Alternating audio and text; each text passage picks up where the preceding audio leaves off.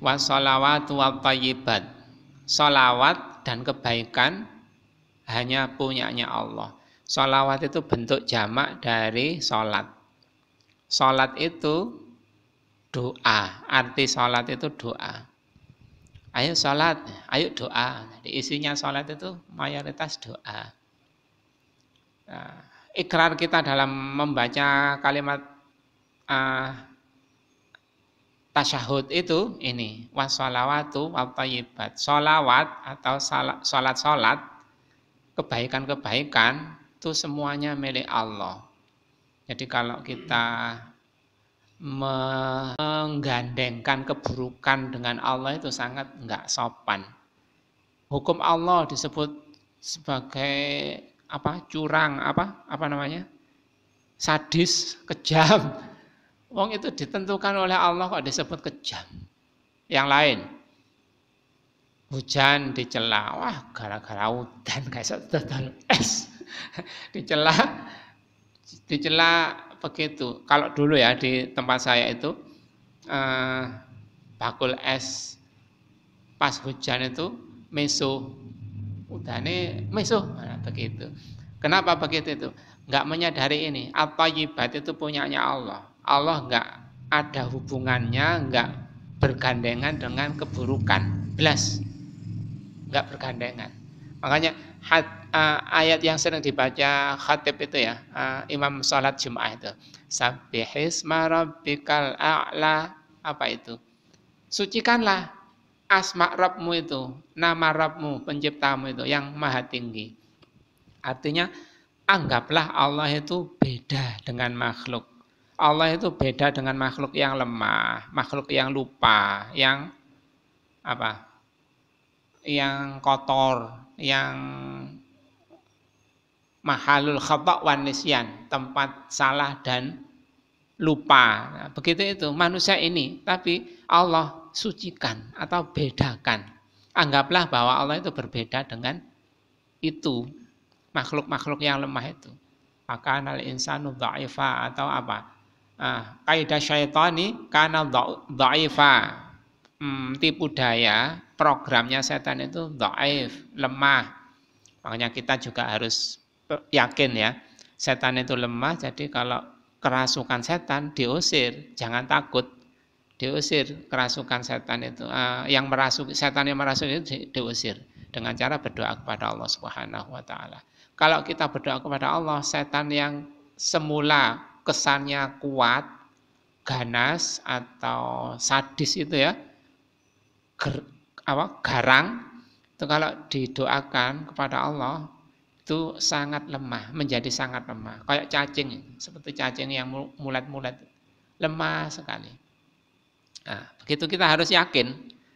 Nah, salah satunya keyakinan itu ditumbuhkan, dipupuk oleh kalimat-kalimat yang kita baca waktu sholat itu. At-tahiyyatu lillah. Penghormatan itu hanya miliknya Allah. Doa dan kebaikan hanya miliknya Allah. Dilanjutkan assalamu alaika.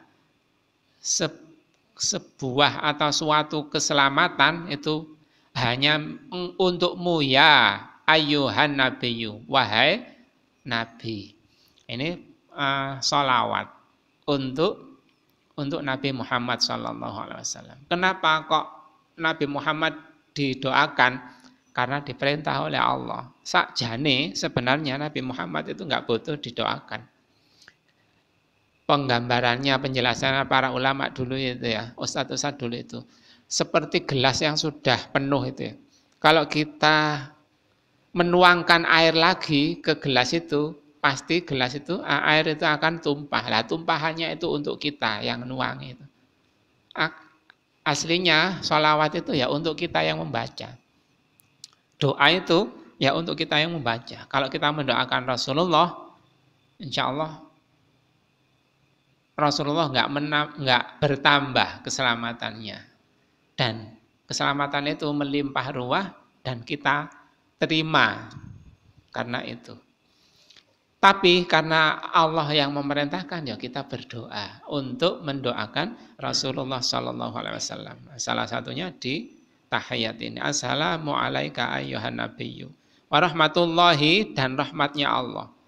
Rahmatnya Allah itu apa? Rahman dan Rahimnya Allah. Rahman itu apa? Kasihnya Allah. Kasih itu adalah pemberian Allah yang diberikan untuk semua manusia.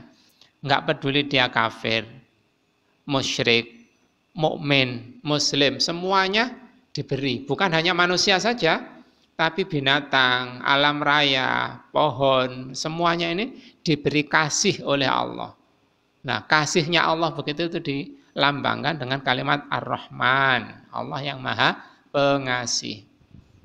Nah, ini saya belokkan sedikit ya.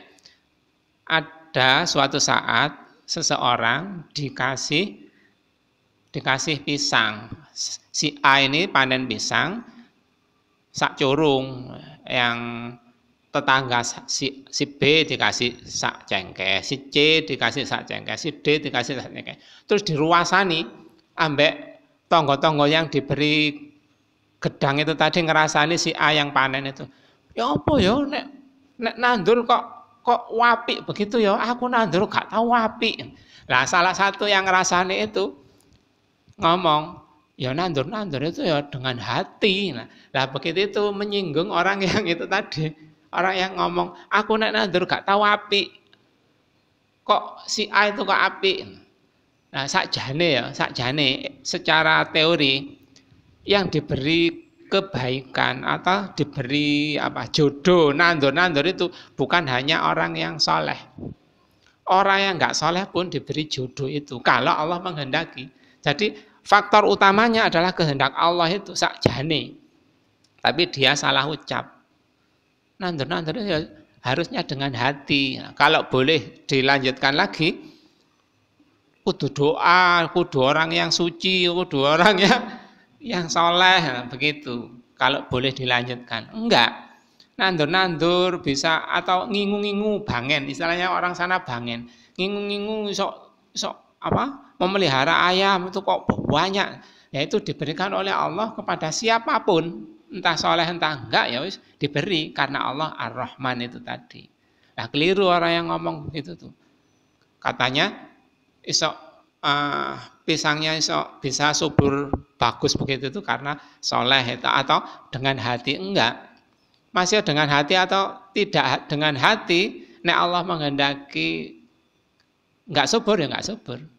Itu pemberian Allah yang diberikan kepada semuanya. Ar-Rahman. Ar-Rahman itu Allah yang Maha Pengasih. Kalau Ar-Rahim itu Allah Maha Penyayang. Nah, sayangnya Allah ini hanya diberikan kepada orang iman, orang yang mukmin. Wa kana bil mukminina rahima, di sebuah ayat kalau nggak salah surat Al-Furqan ya. Atau di sekitar surat itulah. Dan Allah itu kepada mukmin itu rahima, penyayang. Nek jarene Kiai Zainuddin MZ dulu, semua manusia dikasih. Nek dikasih belum tentu disayang. Kalau disayang pasti dikasih. Nah, begitu. Rahman dan Rahim itu begitu. Nah, Rahman dan Rahim itu disingkat sebagai rahmat. Makanya wong sing jenenge rahmat itu lengkap. Nah, Rahman dan Rahimnya Allah itu disingkat rahmat. Nah ini Assalamualaikum ayyuhan nabiyyu wa rahmatullah, dan rahmatnya Allah kepada Nabi. Wa barakatuhu, dan barokahnya Allah. Jadi didoakan, Nabi ini didoakan agar mendapatkan rahman, mendapatkan rahim, mendapatkan barokah. Apa barokah itu? Tambahan atau efektivitas, efisiensi. Jadi kerjanya dikit, penghasilannya banyak. Begitu itu barokah. Penghasilannya sedikit tapi cukup. Enggak ongso-ongso. Kenapa kok cukup? Sehat walafiat, enak makan, enak tidur, macam-macam keenaan, sehingga pengeluarannya sedikit. Nah, dengan pengeluarannya sedikit itu, meskipun penghasilannya sedikit, enak. Nah itu namanya mendapatkan barokah. Nah ini kita mendoakan Nabi Muhammad SAW mendapatkan barokah begitu itu. Nah otomatis kita boleh berharap bahwa kita akan juga mendapatkan barokah itu. Karena kita ngomong begitu itu, mendoakan Nabi. Lah Nabi insya Allah sudah nggak butuh itu. Sehingga sama dengan kita mengucapkan bahwa mudah-mudahan ya Allah engkau memberikan keselamatan kepadaku, Rahman dan Rahimmu kepadaku, barokahmu kepadaku. Begitu. Makanya kalau kita mendoakan Muslim ya, Muslim yang lain kita doakan kebaikan, maka malaikat itu mengamininya dengan kata begini, dengan kata-kata begini, amin walaka mithluh. Kalau kita mendoakan, saya sekarang berpisah dengan umpama namanya Ustadz Zain umpamanya. Ustadz Zain itu sekarang di luar desa sini.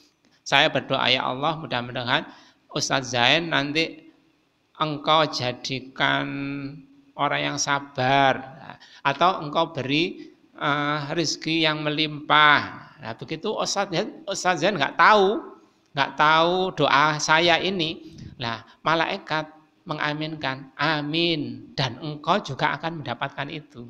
Saya yang mendoakan Ustadz Zain itu, tapi saya juga mendapatkan itu, dan yang mengamini malaikat. Nah, ini doa sholawat ini ya juga kita tujukan kepada Allah agar Nabi Muhammad diberi rahmat dan barokah. Akhirnya kita bisa berharap juga mendapatkan rahmat dan barokah.